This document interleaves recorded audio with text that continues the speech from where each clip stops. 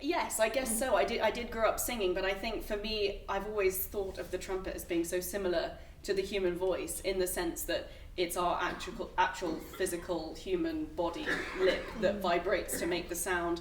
And obviously we have the same breathing mechanisms. We have to be super relaxed and open in the same way with the throats. And then the way that we use our tongue in playing for our articulation is very similar to diction and speech. So I've always really enjoyed those connections and similarities between the trumpet and the voice, and that's what has sort of inspired all of those arrangements.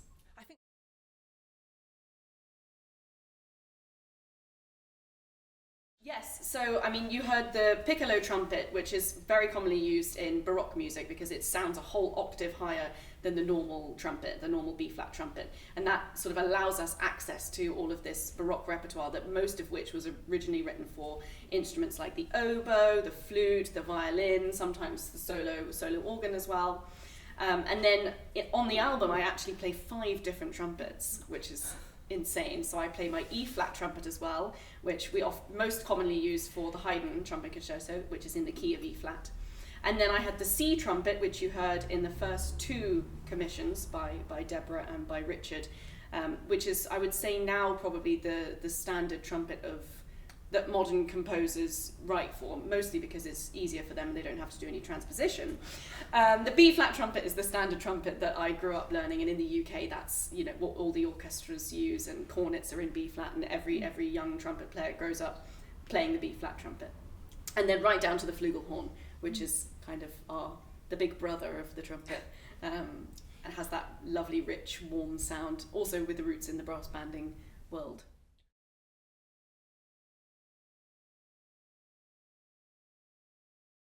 No, so I'm from the south of England, southeast, and unfortunately we don't have quite such a strong banding culture down there. Although I did play in the Oxted Silver Brass Band for 2 years when I was in school. But no, I come from a musical family. My mum is a piano teacher and accompanist, so she started teaching me little bits of piano when I was about 5 years old. And then when I was 8, apparently I was a very curious child, and I was rooting around in all my parents' cupboards at home trying to find a new toy to play with. And I came across my dad's old trumpet gathering dust, because he used to play in school and then hadn't touched it since. Got it out of the case and thought, this looks fun, shiny, what's this? They stuck the mouthpiece in and I could make a decent noise on the instrument. So they said, right, better get us some trumpet lessons. Wow, that's pretty young to get a decent sound out of something. It's amazing. Yeah, a lot of brass players start around that age. Actually, it's a good age because you can actually hold the instrument up. Any earlier than that, and it's quite heavy and a bit far away. Yeah.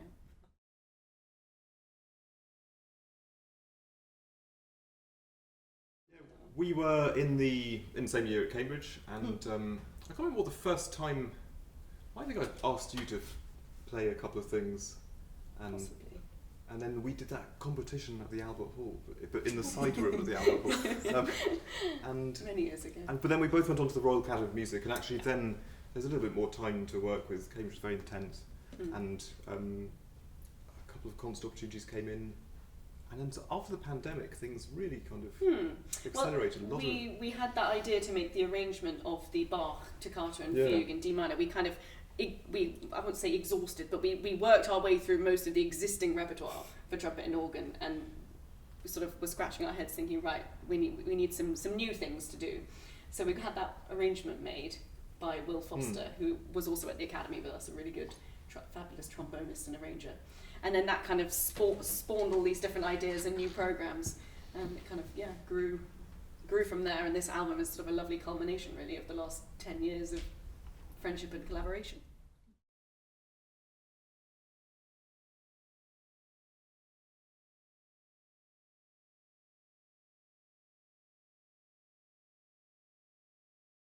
Well, it's a really interesting process. If saying we want to combine Baroque works with the new pieces, so commissioning these new pieces, but the Baroque, there just aren't actually any Baroque pieces for trumpet and organ. Not very many.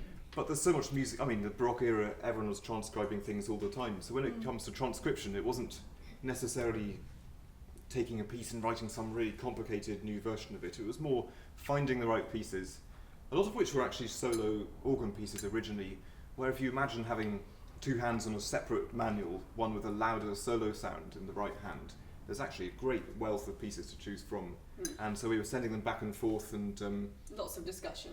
yeah, these sort of soloed out right hand pieces that worked really well, and I sent a few suggestions to Matilda, some of which have made it into the disc, and then you were finding pieces that No you one had sent ever heard of. yeah, you sent and said, did you think this would work for trumpet and organ? And I was thinking, well, yeah, probably, but it'd be an incredibly hard part for you to play. And Matilda sort of shrugged her shoulders, and now they're on the disc. So, Yeah. But Yeah. I think it's interesting because we're hoping to send a bit of a message about the potential for the repertoire of this combination.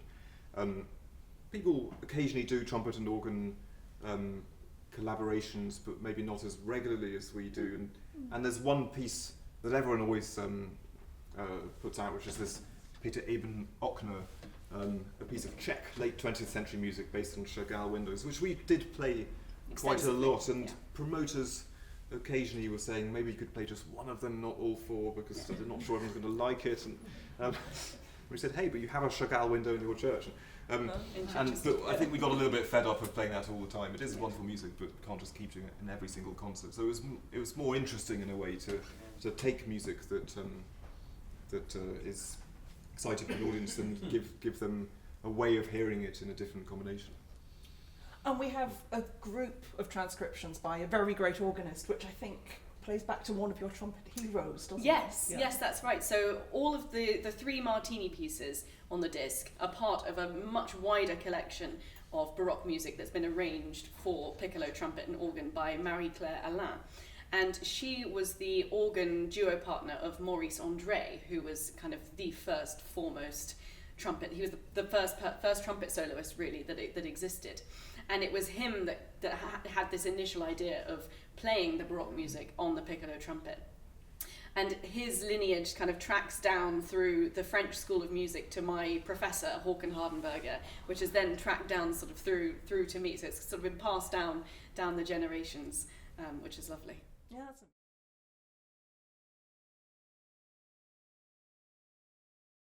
Yes, so some of them will definitely be published. Roxana's piece will be published and Owen's piece will both be published, I'm hoping by the end of the year.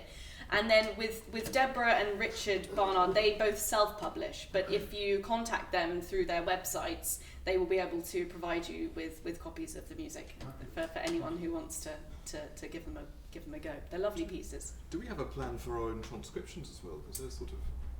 We ought to discuss that on the train journey back to London. You heard it here first.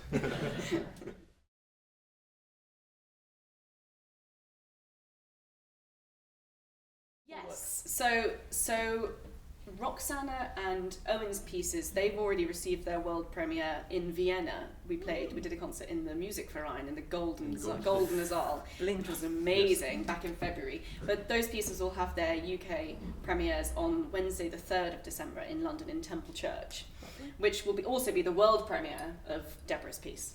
So yeah, that's really exciting. Richard's piece we actually premiered last year, and we've played that a few times since.